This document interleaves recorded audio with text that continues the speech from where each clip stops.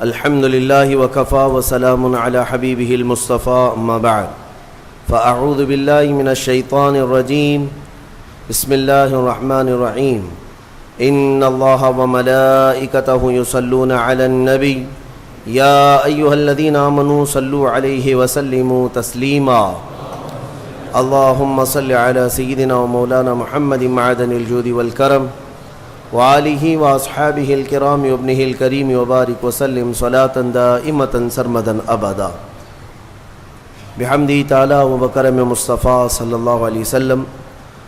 آج کی شب قرآن عظیم کے 8.5 پارے مکمل ہو چکے۔ اللہ عز و جل مکمل قرآن عظیم کو صحیح تجوید سے پڑھنے اور آپ سب کو سماعت کرنے کی توفیق عطا فرمائے۔ سورہ اعراف آج تلاوت ہوئی ہے اور سورہ انعام کا کچھ حصہ۔ 8ویں پارے میں جو خاص سورہ اعراف میں ذکر آیا ہے وہ انسان کی تخلیق کا ذکر، یعنی سب سے پہلے اللہ تبارک و تعالیٰ نے انسان کو جو بنایا، یعنی سیدنا آدم علیہ السلام کو، اس کا ذکر آیا ہے۔ اللہ تبارک و تعالیٰ نے فرمایا قرآن میں وَلَقَدْ خَلَقْنَاكُمْ ثُمَّ صَوَّرْنَاكُمْ، ہم نے تمہیں پیدا کیا اور پھر اچھی صورت بھی دی، اور صرف پیدا کر کے اچھی صورت ہی نہیں دیا بلکہ قرآن میں مولا فرماتا ہے ثُمَّ قُلْنَا لِلْمَلَائِكَةِ اسْجُدُوا لِآدَمَ، پھر ہم نے فرشتوں سے کہا کہ تم آدم کو سجدہ کرو۔ یہ تخلیق کی جو ابتدا ہے، اس کے متعلق جو روایات ملتی ہیں تفاسیر میں، چند باتیں میں عرض کرتا ہوں۔ آدم علیہ الصلاۃ والتسلیم کو جب پیدا کرنا اللہ تبارک و تعالیٰ نے ارادہ فرمایا تو فرشتوں سے فرمایا، فرشتوں سے یوں کہا کہ میں زمین میں اپنا ایک نائب بنانا چاہتا ہوں، اپنا خلیفہ۔ اب اندازہ کریں انسان کو اللہ نے اپنا خلیفہ فرمایا۔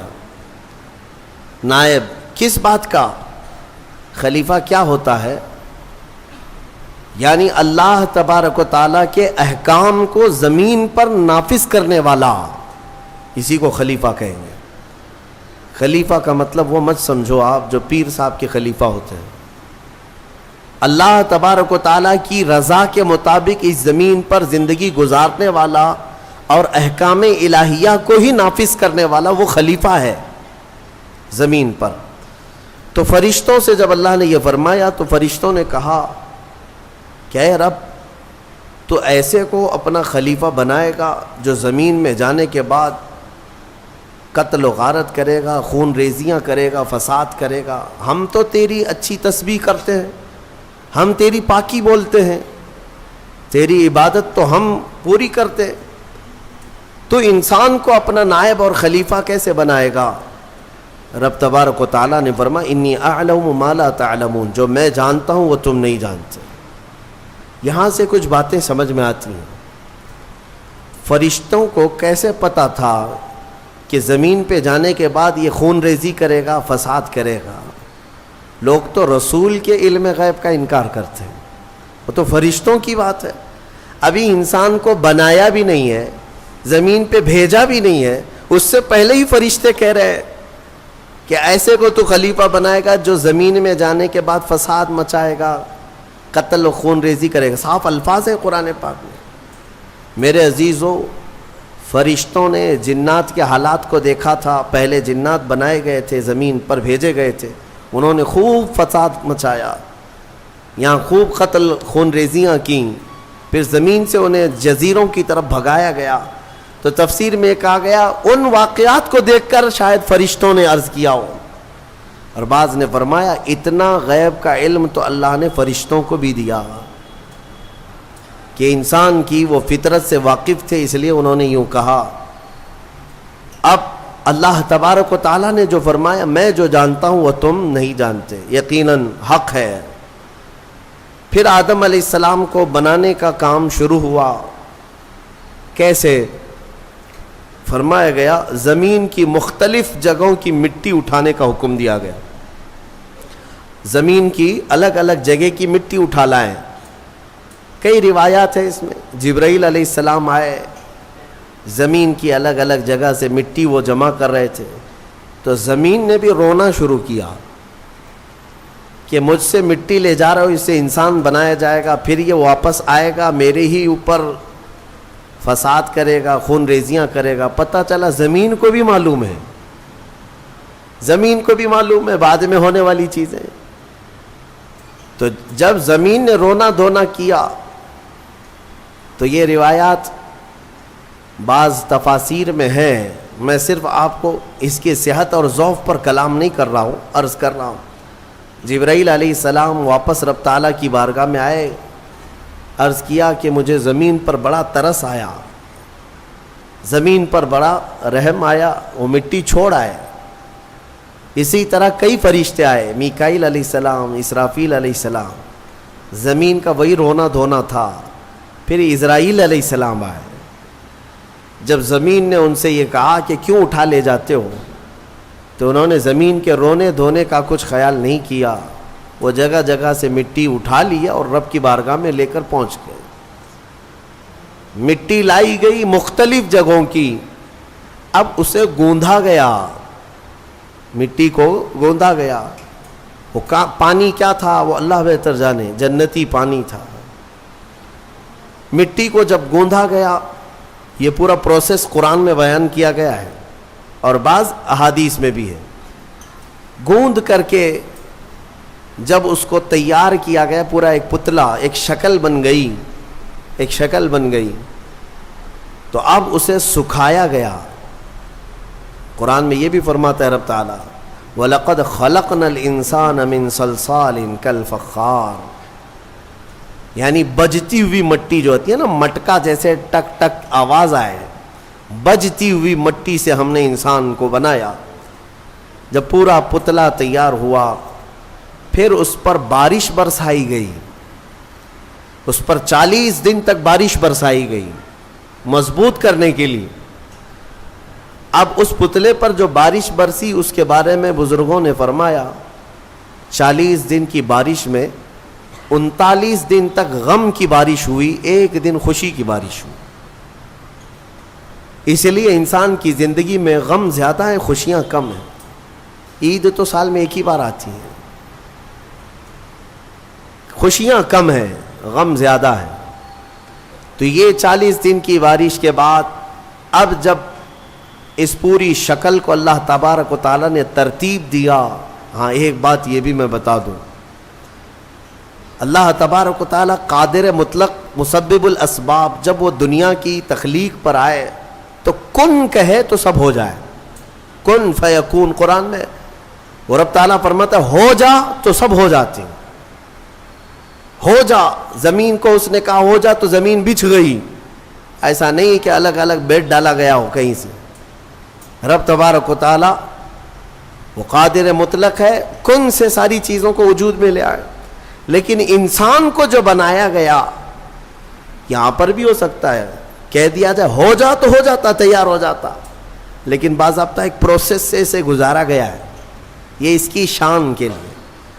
اچھا یہ تو مجھے نہیں معلوم, ہاتھ بنائے گئے, پیر بنائے گئے, پیٹ بنایا گیا, گردن بنائی گئی, سب کچھ تو شکل دی گئی ہے نا, فرشتوں کے ذریعے سے دی گئی ہے. لیکن فرمایا گیا انسان کے چہرے کو اللہ نے اپنے دست قدرت سے بنایا, اسی لیے چہرے کو عیب مت لگاؤ کسی, یہ اللہ کی تخلیق ہے, اللہ کی تخلیق ہے. تم گالیاں دینے میں ایسے ہی کہہ دیتے ہو کہ ٹیڑھے چہرے والا, ہاں نکٹا, کنکٹا, یہ سب الفاظ ایسے ہیں جو اللہ کی تخلیق کو تم گالی دے رہے ہو. چہرے کو عیب لگانا اللہ کو ہرگز پسند نہیں, اللہ کی تخلیق ہے. اور یہ مختلف جو رنگوں کے لوگ پیدا ہوئے یہ مٹی کی وجہ سے ہے. زمین کی مٹی کہیں کی لال ہے, کہیں کی کالی ہے, کہیں کی پیلی ہے, کہیں کی سفید ہے. تو جس کے خمیر میں یعنی جس طرح کی مٹی زیادہ اثر کر گئی وہ رنگ وہ لے کر کے آتا ہے. انسانوں میں بھی کچھ کالے ہیں, کچھ گورے ہیں, کچھ لال ہیں, کچھ سانولے ہیں, الگ الگ شکلیں ہیں. اور الگ الگ یہ رنگ جو ہے یہ مٹی کی وجہ سے ہے. مٹی کی خاصیت جس پر جیسی ہوگی اس طرح کا وہ رنگ لے آئے گا. ہاں اسی لیے اس پر صبر بھی کر لے جاؤ جو رنگ تمہارے پاس ہے کہ یہ ہماری خمیر میں ہے, یعنی ہماری سرشت میں اس کو داخل کیا گیا اس رنگ کو. یعنی اگر کسی کے کانٹینٹ میں مینوفیکچرنگ میں ہی وہ چیز آ گئی ہو تو بعد میں پاؤڈر لالی لگانے سے کیا ہونے والا ہے. لہذا اس بات کی فکر میں مت رہو کالے ہیں تو میں گورا ہو جاؤں. اور کچھ لوگ ایسے بھی ہیں, میں نے دیکھا ہے انگریزوں کو وہ نمک والی مٹی لگا کر سمندر کے کنارے ننگے سوتے, تھوڑا کالے ہونے کا شوق ہے ان کو, تھوڑا کالے ہونے کا شوق ہے کیونکہ اجلے زیادہ ہے, اور ادھر کالوں کو گورے ہونے کا شوق زیادہ ہے. اس کا مطلب یہ ہے کہ یہ کسی چیز میں انسان قناعت نہیں کرتا, اسے صبر نہیں ہے, کسی چیز پر یہ راضی نہیں ہے.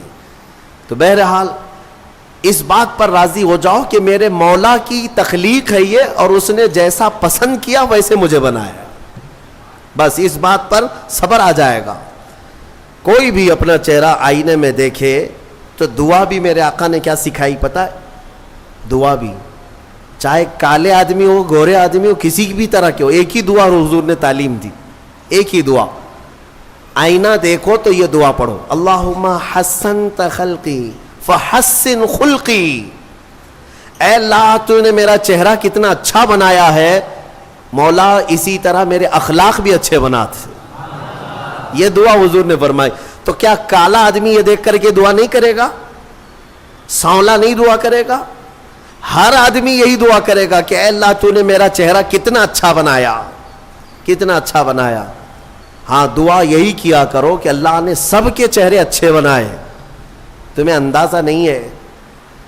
اور چہرے کو عیب لگانا اتنا گناہ ہے. میں آپ کو بتاؤں, آپ کی کیفیت جو ہے نا, آپ کی کیفیت, آپ اتنے خوبصورت ہیں, اتنے خوبصورت ہیں جس کا آپ کو خود کو اندازہ نہیں ہے.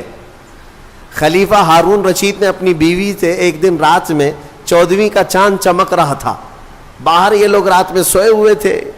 بادشاہوں کو ایسی کبھی نہ کبھی شرارت سوچتی ہے, کہہ دیا کہ بیگم اگر تو یہ 14ویں کے چاند سے زیادہ خوبصورت نہیں نکلی تو تجھے طلاق. اگر بیوی اس سے زیادہ خوبصورت نہیں نکلی تو تجھے طلاق. آپ یہ جملہ نہ کہیں. وہ خلیفہ تھا, وہ بادشاہ تھا, اس نے کہا اب طلاق کا لفظ یہ معمولی نہیں, یہ گالی نہیں ہے, یہ گولی ہے. ہاں بعض لوگ یہ سمجھتے ہیں گالی دینے کے لیے بیوی کو طلاق کہا ہے. میاں گالی نہیں ہے, یہ رشتے ختم ہو جاتے ہیں.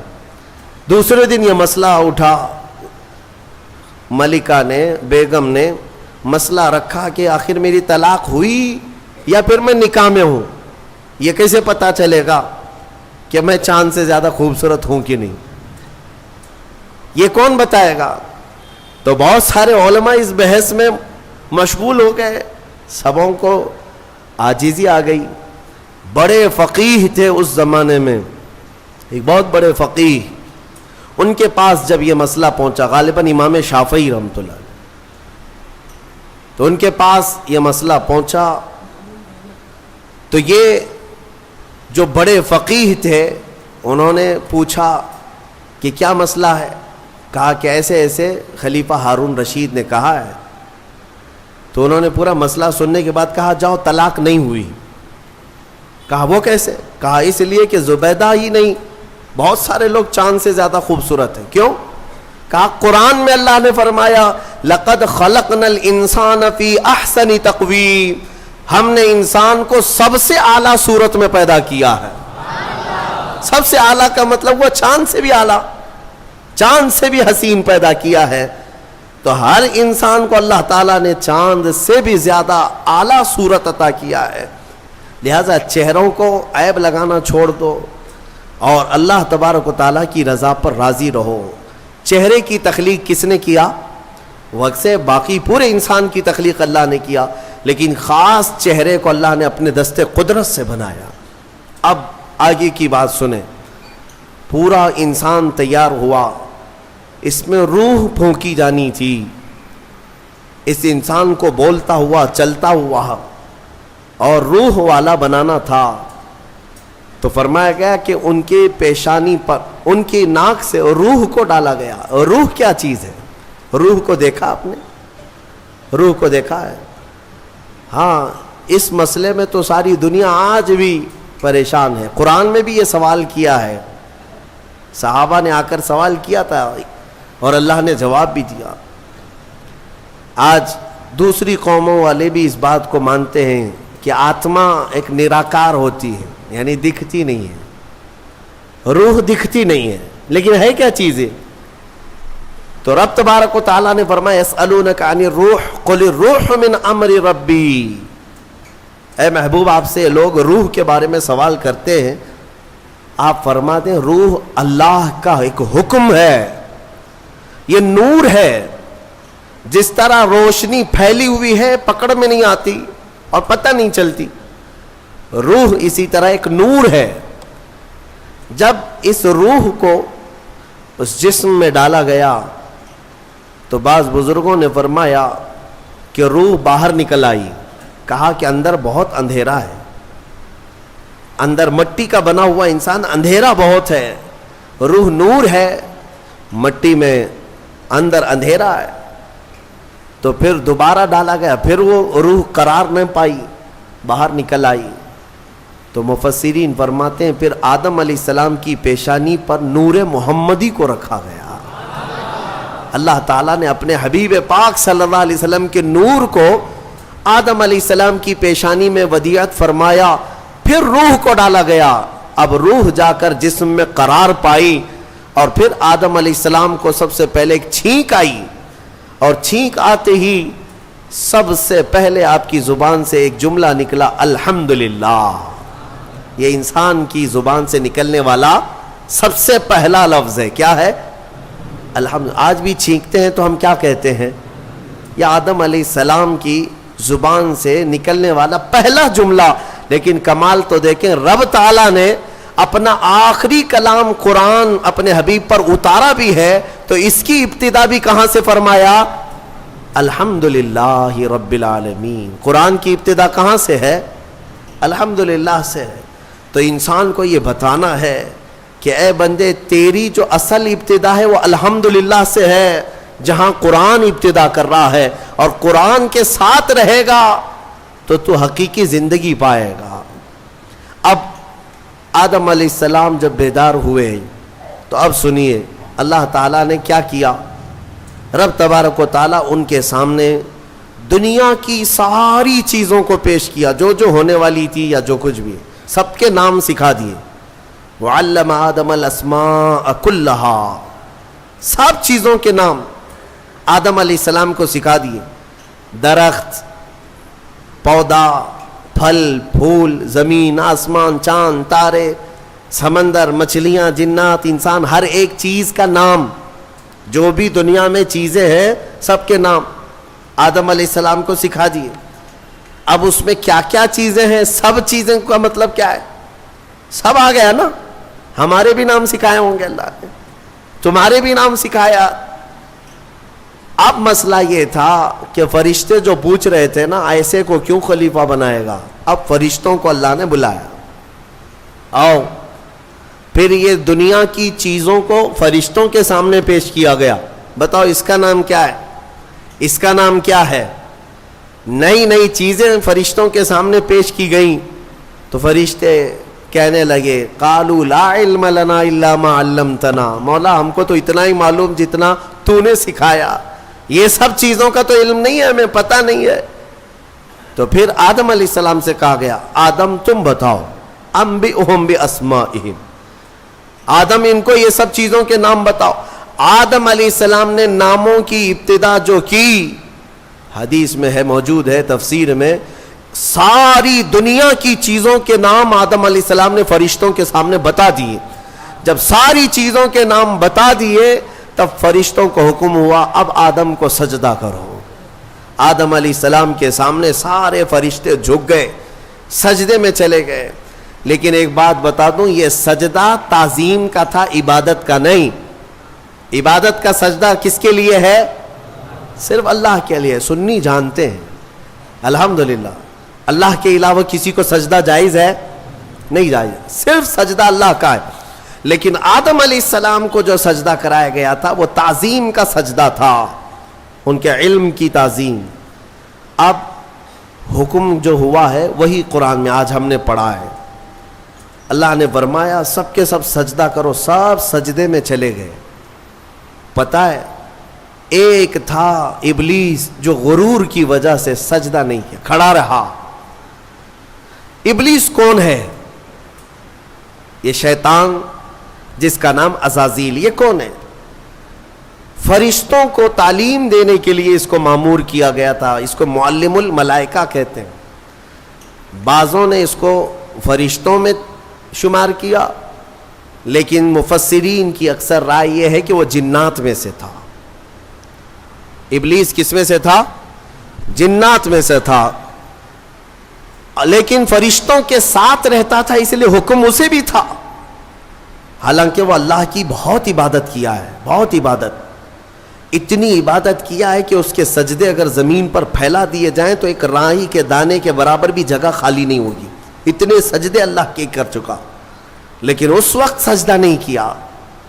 تو رب تعالیٰ نے سوال فرمایا, قال ما منعک الا تسجد اذ امرتک, تو سجدہ کیوں نہیں کیا جبکہ میں نے تجھے حکم دیا تھا؟ قال انا خیر منہ, کہنے لگا اے مولا میں اس سے بہتر ہوں, آدم سے میں بہتر ہوں. خلقتنی من نار وخلقتہ من طین, تو نے مجھے آگ سے بنایا ہے اور اسے مٹی سے بنایا ہے. آگ بلند رہتی ہے, مٹی نیچے رہتی ہے, بلند آدمی نیچے والے کو سجدہ کیسے کرے؟ ہاں یہی غرور ہے. اب اس سے پتہ چلا کہ کائنات کا سب سے پہلا گناہ وہ تکبر ہے, غرور, گھمنڈ, میں پن, کہ میں یہ ہوں اس کے سامنے کیوں جھکوں. یہ ابلیس کی یہیں سے خصلت شروع ہوئی. اللہ تعالیٰ نے فرمایا تو نے آدم کو دیکھا لیکن یہ نہیں دیکھا کہ حکم میرا تھا, حکم اللہ کا تھا. فاخرج منہا فإنک رجیم, آج سے تو ہمارے دربار سے نکل جا اس لیے کہ تو مردود ہو گیا. راندہ بارگاہ, ہمیشہ کے لیے اس کو مردود قرار دے دیا گیا. یہ واقعہ میں بتا رہا ہوں آپ کو, یہ آج سورہ اعراف کے شروع میں ہی آیا. تو ابلیس نے کہا اے اللہ تو نے مجھے نکال دیا اپنے دربار سے, فرشتوں کی جماعت سے, انظرنی الی یوم یبعثون, بس مجھے قیامت تک کی مہلت دے دے بس. رب تعالیٰ سے ڈائریکٹ چیلنج کر رہا ہے, اللہ سے چیلنج کر رہا ہے, مجھے تو ٹائم دے دے بس. کیا کرے گا؟ کہتا ہے قال رب بما اغویتنی لاقعدن لهم صراطک المستقیم, بس تو مجھے ٹائم دے دے, قیامت تک تیرے جتنے بندے آئیں گے میں سیدھے راستے پر بیٹھ جاؤں گا. ثم لآتینہم من بین ایدیہم ومن خلفہم وعن ایمانہم وعن شمائلہم ولا تجد اکثرہم شاکرین. کہتا ہے میں تیرے سیدھے راستے پر بیٹھوں گا, جو بھی اس راستے سے گزرے گا کبھی میں اس کے سامنے سے آؤں گا, کبھی پیچھے سے, کبھی دائیں سے, کبھی بائیں سے, کسی نہ کسی طرح اس کو اس راستے سے میں ہٹا دوں گا. اے رب تیرے بندوں میں تو شکر کرنے والے نہیں پائے گا. اللہ کو یہ چیلنج کر رہا ہے. دوسری آیتوں میں یہ تک کہا اس نے قال فبعزتک لاغوینہم اجمعین, تیری عزت کی قسم اے اللہ. عزت اس کو بھی معلوم ہے اللہ تعالی, اور قسم بھی اللہ کی عزت کی کھا کر کہہ رہا تیری عزت کی قسم میں تیرے سارے بندوں کو گمراہ کروں گا, سارے بندوں کو گمراہ کروں گا. رب تعالیٰ سے چیلنج کیا. رب نے فرمایا قال انک من المنظرین, جا تجھے ٹائم دیا جاتا ہے, مہلت ہے تجھے, جتنا ٹائم چاہیے پورا لے لے. ٹائم ہی نہیں طاقت بھی دے دی گئی, قوت بھی دے دی گئی. دنیا میں جتنی تیزی سے ایک جگہ سے دوسری جگہ جانا ہے سب تجھے دے دیا گیا, جا بہکا لے. کتنوں کو بہکاتا ہے؟ ان عبادی لیس لک علیہم سلطان. اللہ فرماتا ہے تو پوری کوشش کر لے, میرے کچھ بندے ایسے ہوں گے جن پر تیرا داؤ نہیں چلے گا. نہیں چلے گا، تیرا داؤ نہیں چلے گا۔ رب تعالیٰ نے بھی فرمایا تو پوری کوشش کر لے لیکن تیرا داؤ میرے کچھ بندوں پر نہیں چلے گا۔ وہ کون سے بندے ہیں؟ ان بندوں کے بارے میں ابلیس بھی مان گیا، شیطان بھی مانا، کہنے لگا ہاں ہے تیرے کچھ بندے۔ وہ کون ہے؟ الا عبادک منہم المخلصین، یہ وہ بندے، ہاں مولا تیرے کچھ بندے ایسے ہوں گے جن پر میرا داؤ نہیں چلے گا۔ وہ کون ہے؟ وہ بندوں کی جماعت کو مخلصین کی جماعت کہا جاتا ہے کہ وہ اگر عبادت کرتے ہیں تو نہ ادھر دیکھتے نہ ادھر دیکھتے ہیں، وہ خالص تیری رضا کے لیے کرتے ہیں۔ تو جو لوگ دنیا میں صرف اور صرف اللہ کی رضا کے لیے نیک کام کرتے ہیں، یقین کے ساتھ میں کہتا ہوں ان پر شیطان کا داؤ بھی نہیں چلے گا، شیطان ان لوگوں کو نہیں گمراہ کرے گا۔ مخلصین کی جماعت، مخلصین کون ہے میرے عزیزو؟ دکھاوے کے لیے کرنے والے مخلصین نہیں، اپنے رب کی رضا کے لیے۔ یہاں پر ایک روایت ملتی ہے قیامت کے دن جنتیوں کا جب انصاف ہو جائے گا نا، پورے جنتی ایک طرف ہوں گے، ان جنتیوں میں بھی 3 کیٹیگری ہیں، جنتیوں میں بھی 3 جماعتیں ہیں۔ ایک جماعت اللہ نے ان سے فرمایا کہ اے بندو تمہاری بخشش ہو گئی، تمہارے لیے جنت کا پروانہ ملا، تم جنت جا رہے ہو، یہ بتاؤ تم جنتی عمل کیوں کرتے تھے دنیا میں؟ تم نیک کام کیوں کرتے تھے؟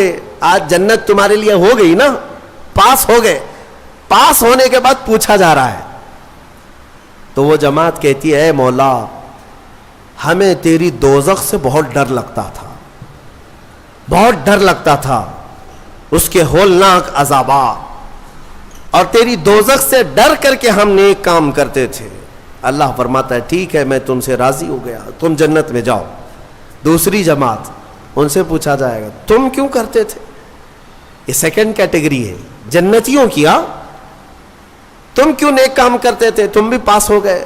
وہ کہیں گے مولا قرآن میں اور حدیث میں تیرے رسول سے ہم نے جنت کی اتنی نعمتوں کا ذکر سنا تھا، وہاں کے محلات، وہاں کی خوشبوئیں، وہاں کی حوریں، وہاں کے غلمان، تو شوق تھا کہ جنت میں جائیں، اس لیے نیک کام کرتے تھے، تیری جنت کی خواہش نے ہم سے نیک کام کروائے۔ رب تعالیٰ فرماتا ہے جاؤ تم سے راضی اور تمہارے لیے جنت ہے، چلے جاؤ۔ تیسری ایک جماعت ہوگی جنتیوں کی، یہ لاسٹ کیٹیگری ہے، ان سے پوچھا جائے گا میاں آپ بھی پاس ہو گئے، جنت میں جا رہے ہو نیکیوں کی وجہ سے، تم کیوں نیکیاں کرتے تھے؟ وہ کہیں گے کہ مولا ہم نہ جنت کے لیے کرتے تھے نہ دوزخ کے لیے، ہم تو خالص تیری رضا کے لیے کرتے تھے، تو راضی ہو جا، بس ہمارا مقصد اتنا تھا۔ تو رب تعالیٰ فرمائے گا جاؤ میں تم سے راضی ہو گیا اور جنت میں جاؤ۔ وہ جماعت کھڑی ہو جائے گی، نہیں جنت میں نہیں جانا ہے، اگر جنت میں جائیں گے تو پھر بدلہ ہو جائے گا، معاوضے کے طور پر ہو جائے گا، پھر ہم کو اندر جانے کے بعد دوسرے لوگ تانا ماریں گے تم بھی جنت کے لیے کرتے تھے، وہاں بولے کچھ اور ہو، ہم نہیں جائیں گے جنت میں۔ رب تعالیٰ پھر دوبارہ فرمائے گا کہ اے مومنوں میں تم سب سے راضی ہوں، تم میری رضا کے لیے کر رہے تھے، میں راضی ہوا، جاؤ جنت میں۔ وہ کہیں گے مولا نہیں جنت میں جائیں گے تو پھر یہ مسئلہ آ جائے گا کہ تم جنت کے لیے کیا کرتے تھے، ہم تو تیری رضا کے لیے کرتے تھے۔ یہاں تک کہ روایت میں فرمایا گیا فرشتوں کو حکم ہوگا کہ ان کو بیڑیاں پہنا اور کھینچ کے جنت میں لے جاؤ۔ یہ مخلصین کی جماعت تھی، یہ لالچ میں عبادت نہیں کیے اور نہ ہی ڈر کر کے کیے، یہ خالص اللہ کی رضا کے لیے۔ اور اسی جماعت کے بارے میں شیطان بھی کہتا ہے ان پر میرا داؤ نہیں چل سکے گا، ان پر میرا حربہ نہیں چل سکے گا۔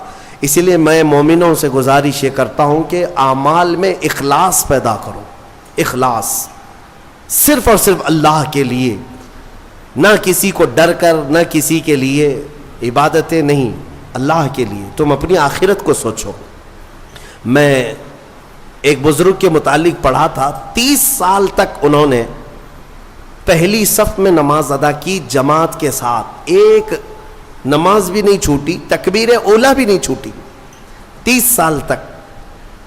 توجہ چاہتا ہوں، 30 سال تک ایک نماز میں ایک جماعت نہیں چھوٹی اور پہلی تکبیر بھی نہیں چھوٹی، پہلی صف میں کھڑے رہتے تھے۔ 30 سال کے بعد ایک دن مغرب میں آئے تو ایک رکعت ہو گئی۔ 30 سال کے بعد ایسا موقع آیا، پیچھے رہ گئے۔ تو پھر جب آئے دیکھا کہ صفیں تو لگ گئی ہیں، پیچھے جگہ مل رہی تھی، تو انہوں نے شرم کے مارے، ڈر کے مارے، سب لوگ کیا کہیں گے، ابھی 30 سال سے جس کی جگہ پکی ہے آج تو ہے نہیں، چھوٹ گیا پیچھے، تو پیچھے سے ہی گھر چلے گئے۔ گھر میں جا کر نماز پڑھ لیا۔ عشاء میں اس ڈر سے نہیں آئے کہ سب لوگ سوال کریں گے مغرب میں کہاں تھے۔ تو اس زمانے میں ایک بڑے بزرگ تھے، انہوں نے پوچھ لیا کہ فلاں صاحب جو رہتے تھے پہلی صف میں، جن کا ریکارڈ تھا 30 سال کا، وہ کہاں ہیں؟ کہا کہ حضور پتہ نہیں، مغرب میں بھی نہیں آئے، عشاء میں بھی نہیں آئے۔ کہا کہ چلو دیکھ لیتے ہیں، کہیں بیمار تو نہیں ہو گئے، کچھ تو ہوا نہیں تکلیف۔ گئے تو گھر میں بیٹھے ہوئے تھے، پوچھا کہ کیا بات ہے، مغرب میں بھی نہیں، عشاء میں بھی نہیں؟ کہا مغرب میں آیا تھا لیکن ایک رکعت ہو گئی تھی، میں شرم کے مارے پہلی صف میں نہیں آیا، پہلی صف میں جگہ نہیں مل رہی تھی، شرم کے مارے میں پیچھے نہیں کھڑا ہوا کہ لوگ کیا کہیں گے، میں واپس گھر میں آ کر نماز پڑھ لیا۔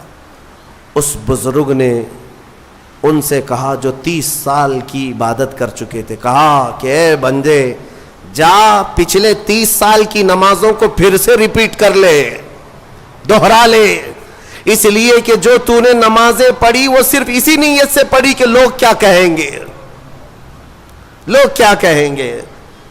تجھے اس بات کا خیال نہیں ہے کہ تو عبادت اللہ کے لیے کرتا ہے، جا پچھلے 30 سال کی نمازیں اعادہ کر لے، پھر سے پلٹا لے۔ عزیزان گرامی، اخلاص ایک بڑی دولت ہے، اللہ تعالیٰ اپنے مخصوص بندوں کو عطا کرتا ہے۔ بات میں یہاں پر سمیٹتا ہوں کہ ابلیس لعین آدم علیہ السلام کو سجدہ نہ کیا، غرور اور گھمنڈ میں اللہ تبارک و تعالیٰ سے چیلنج کر کے نکلا، اسے اللہ نے ٹائم دیا، وقت دیا قیامت تک کا، اور وہ بہکاتا گھوم رہا ہے ابھی بھی۔ ہاں بس رمضان میں قید ہوا ہے، رمضان میں شیاطین کو قید کیا گیا، یہ حدیث پاک سے ثابت ہے۔ ابھی تو ہے نہیں، ہماری محفل میں بھی نہیں ہے اور ابھی رمضان میں کہیں ہے نہیں، لیکن پھر بھی کچھ لوگ ابھی بھی روزہ چھوڑتے ہیں۔ یہ کون سے شیطان ہیں؟ نماز میں نہیں آتے، پھر یہ کون ہیں؟ ان کو کون سلاتا ہے؟ ان کو کون؟ شیطان کا کوئی خلیفہ ہے؟ شیطان کسی کو اپنی ڈیوٹی دے کر کے گیا ہے؟ یہاں پر نفس امارہ ہے، وہ ہر ایک کے اندر ہے۔ انشاءاللہ پھر آگے کبھی میں عرض کروں گا، وہ ہر انسان کے پاس ہے۔ جس نفس نے شیطان کو بھی گمراہ کیا تھا وہ نفس تو ہمارے پاس ہے۔ نفس ایک بہت ہی خطرناک چیز ہے، اسی سے لڑنے کو میرے آقا نے جہاد اکبر کہا۔ جو اپنے نفس کے خلاف لڑائی کرے گا وہ جہاد اکبر ہے، بڑا جہاد ہے۔ تو بہرحال آدم علیہ الصلاۃ والتسلیم کی پیدائش ہوئی اور آپ کو وہاں سے جنت میں رکھا گیا۔ اب یہاں پر کچھ باتیں مجھے عرض کرنی ہے، وہ یہی ہے کہ آدم علیہ السلام کو جب ساری چیزوں کے نام بتائے گئے اور سب کچھ علم دیا گیا اور پھر جنت میں رکھا گیا، جنت کیسی ہے؟ وہاں کسی چیز کی کمی ہے؟ کوئی چیز کی کمی نہیں، ساری نعمتیں ہیں، لیکن اس کے باوجود آدم علیہ السلام کو کچھ بے قراری تھی۔ کیوں؟ اس لیے کہ انسان جو ہے تنہا نہیں رہتا، انسان کو کوئی دوسرا انسان چاہیے۔ انس سے بنا ہے انسان، انس کہتے ہیں محبت کو، اس کے فطرت میں ہے، یہ کھچاؤ، دوسرے کے ساتھ اس کا کھچاؤ ہے، لگاؤ ہے، دوست بناتا ہی ہے، اکیلا نہیں رہے گا انسان۔ تو آدم علیہ السلام کو جو یہ بے قراری تھی وہ تنہا ہونے کی، پھر ایک دن اللہ رب العزت نے ان کی بائیں پسلی سے کچھ حصہ نکالا اور اس سے ایک عورت کو بنایا گیا، وہ حضرت حوا تھی۔ ہاں اتنی بات میں آپ کو بتا دوں، آدم علیہ السلام کی پیدائش وہ کس جگہ ہوئی اللہ بہتر جانے، کوئی تو جگہ ہوگی، لیکن عورت کی پیدائش تو جنت کے اندر ہوئی۔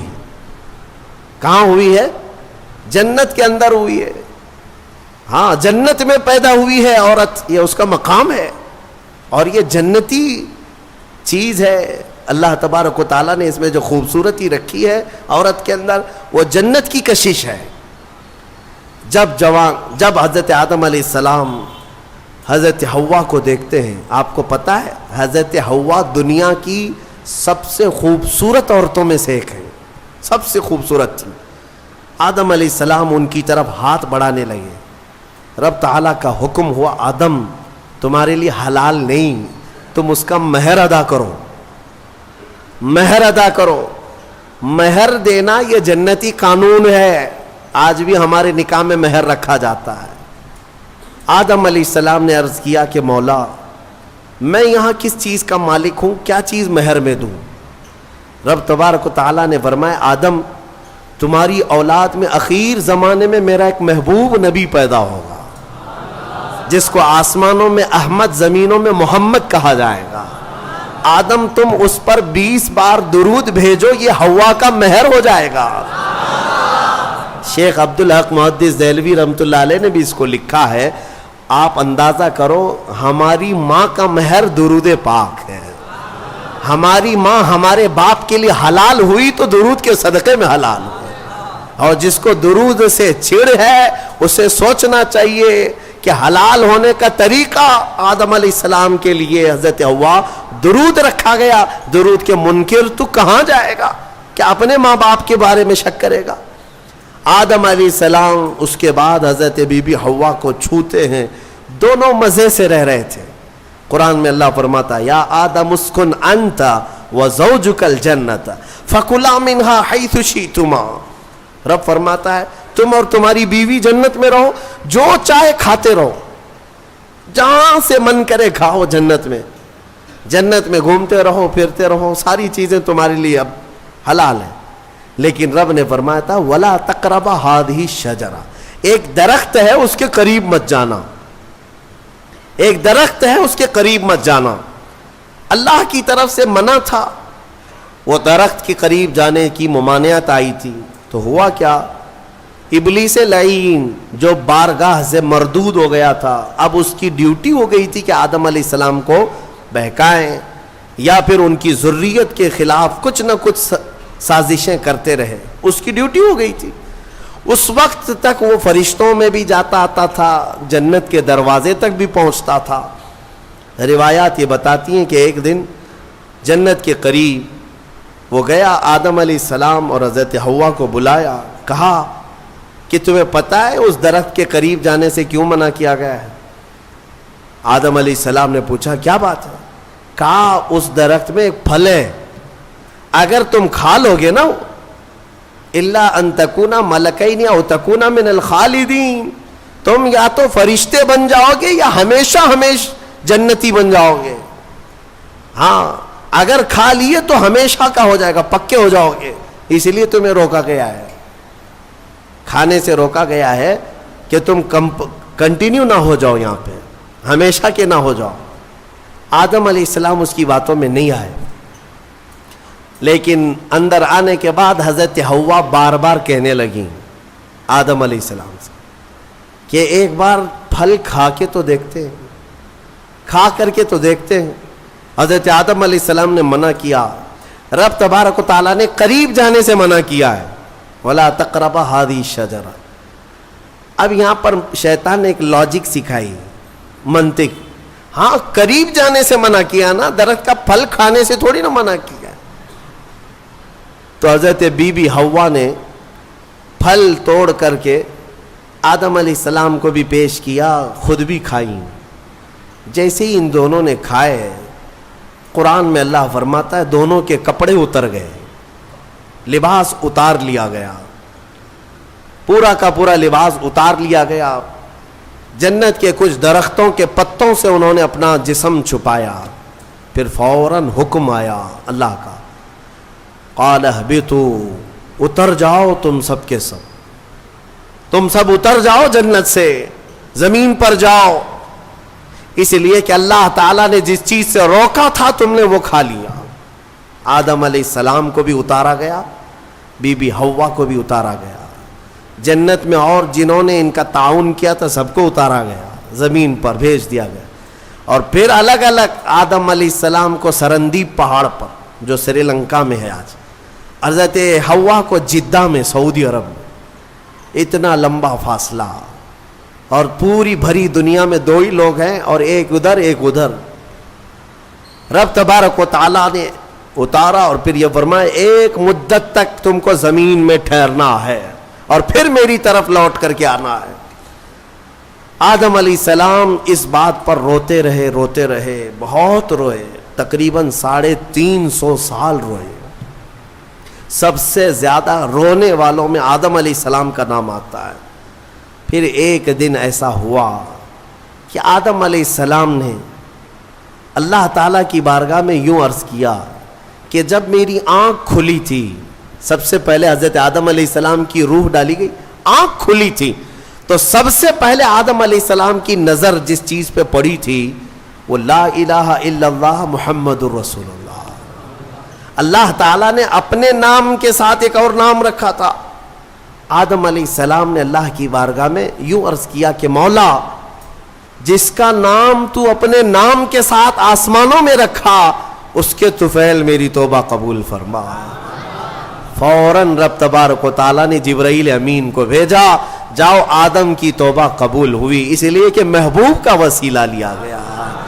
ہاں, اسی لیے ہمارے امام بریلی کے تاجدار فرماتے ہیں وہ جہنم میں گیا جو ان سے مستغنی ہوا, ہے خلیل اللہ کو حاجت رسول اللہ کی, ہے خلیل اللہ کو حاجت رسول اللہ کی, عرش حق ہے مسند رفعت رسول اللہ کی, دیکھنی ہے حشر میں عزت رسول اللہ کی. یہ اتنا ہی نہیں میرے عزیزو, تمہیں کیا خبر, قیامت کے دن کے بارے میں بھی اعلیٰ حضرت فرماتے ہیں خلیل و نجی مسیح و صفی سبھی سے کہیں نہ بنی.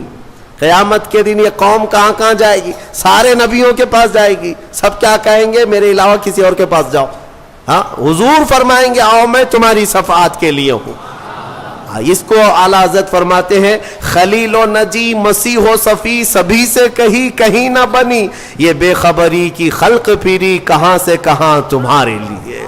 یا رسول اللہ, کہاں سے کہاں تمہارے لیے, دہن میں زباں تمہارے لیے, بدن میں ہے جان تمہارے لیے, ہم آئے یہاں تمہارے لیے, اٹھے بھی وہاں. الحمدللہ حضرت آدم علیہ السلام کی توبہ قبول ہوئی. اس کے بعد آپ کو حکم ہوا حج پہ جانے کا, آپ حج کے لیے آئے. کعبہ اس وقت موجود تھا, فرشتوں کا تعمیر کیا ہوا تھا. آدم علیہ السلام سفر کر کے گئے حج کے لیے. یہاں سے ایک بات میں عرض کرتا ہوں, دنیا کا پہلا حج ہندوستان کی سرزمین سے ہوا. آدم علیہ السلام اسی زمین سے گئے, اور ہمارے لیے فخر کی بات یہ ہے کہ یہ ہندوستان ہمارے باپ کی زمین ہے. ہاں, آدم علیہ السلام باپ ہے کہ نہیں ہے, ہمارے باپ کی زمین ہے. الحمدللہ ہم اپنے باپ کی زمین پر قائم ہیں, ہاں کسی کے باپ کی نہیں ہے. اور فخر سے رہو, خوشی سے رہو, اللہ تبارک و تعالیٰ نے زمین پر تمہیں قرار دیا. آدم علیہ السلام جب وہاں پہنچے تو عرفات کے میدان میں حضرت حوا سے ملاقات ہوئی. پھر اس کے بعد زندگی کی ابتدا ہوئی, اولاد شروع ہوئی آدم علیہ السلام کی. پھر نسل انسانی کا ایک بہت بڑا سلسلہ شروع ہوا, اور اسی نسل انسانی کی برکت ہے کہ ہم اور آپ زمین پر آج موجود ہیں, اسی آدم علیہ السلام کی نسل سے. ایک اور بات خاص طور پر عرض کرنا ہے, وہ یہ ہے کہ آدم علیہ السلام کہاں سے اتارے گئے تھے. میں نے ابھی آپ کے سامنے عرض کیا کہاں سے اتارے گئے تھے, جنت سے اتارے گئے تھے. جنت سے اتارے گئے, اور جہاں سے آئے ہیں وہیں پر جانا چاہیے. اسی لیے کہا گیا انسان کو کہ تیرا اصلی وطن جنت ہے. تیرا اصلی وطن کیا ہے, جنت ہے. بچہ جب ماں کے پیٹ سے پیدا ہو کر کے دنیا میں آتا ہے تو روتا آتا ہے نا, دیکھا ہے نا آپ نے, روتے ہوئے آتا ہے. کیوں روتے ہوئے آتا ہے؟ بزرگوں نے فرمایا, خود میرے مرشد گرامی حضور تاج الشریعہ رحمۃ اللہ تعالیٰ تشریف فرماتے تھے کہ بچہ روتا ہوا اس لیے آتا ہے کہ اس کا اصلی وطن چھوٹ گیا. کون سا؟ جنت میں تھی. ہماری روحیں آنے سے پہلے کہاں تھی؟ جنت میں تھی. اصلی وطن جب بھی چھوٹتا ہے تو روتا ہوا آتا ہے. اور اسی لیے شاعر کہتا ہے شاعر کیا کہتا ہے کہ یادداری کے وقت زادن تو ہما خنداں بودند تو گریاں. اے انسان تجھے معلوم ہے جب تو پیدا ہوا تھا سب ہنس رہے تھے اور تو رو رہا تھا. ماں بھی ہنس رہی تھی, باپ بھی ہنس رہا تھا, خوشی میں سب پیڑے بانٹ رہے تھے, جلیبیاں بانٹ رہے تھے, ہیں سب خوش تھے کہ تو پیدا ہو. لیکن تم کیا کر رہے تھے؟ تم تو روتے ہوئے آئے تھے. چنا زی کے وقت مردنے تو ہما گریاں بودند تو خنداں. شاعر کہتا ہے اے انسان اب زندگی ایسی گزار کر جا کہ جب تیرے جانے کا وقت ہو تو سب رو رہے ہو اور تیرے لبوں پہ مسکراہٹ ہو. تو ہنستا ہوا جا. کون ہنستا ہوا جائے گا؟ جسے اپنے وطن پر جانے کا شوق ہو, اپنے اصلی وطن جانے کا جسے بھی شوق ہوگا, موت کے وقت اس کے لبوں پہ مسکراہٹ ہوگی. اور جسے جہنم جانے کا ہوگا خاک مسکرائے گا, خاک مسکرائے گا. وہ تو ملک الموت کی شکل دیکھ کر کے لال پیلا ہو چکا ہوگا.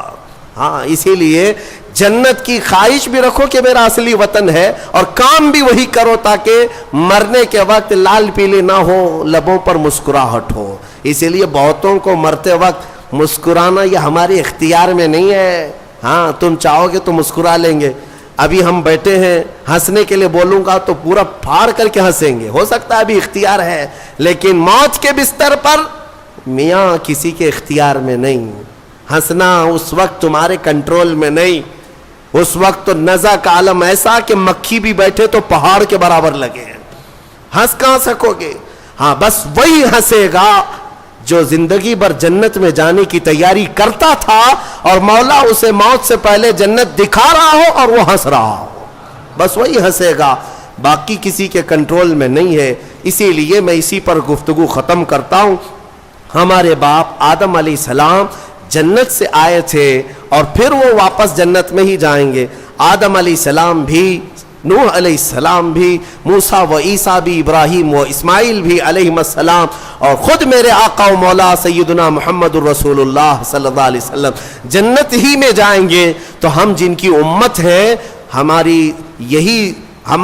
لیے یہی فرض ہے کہ ہم بھی وہیں جائیں جہاں ہمارے رسول جائیں گے, اور جنت کے کام شروع کرو, نیکیاں کرو. اللہ تبارک و تعالی ہم سب کو اصلاح کی توفیق عطا فرمائے.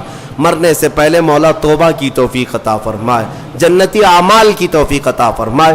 وآخر دعوانا الحمدللہ رب العالمین. السلام علیکم.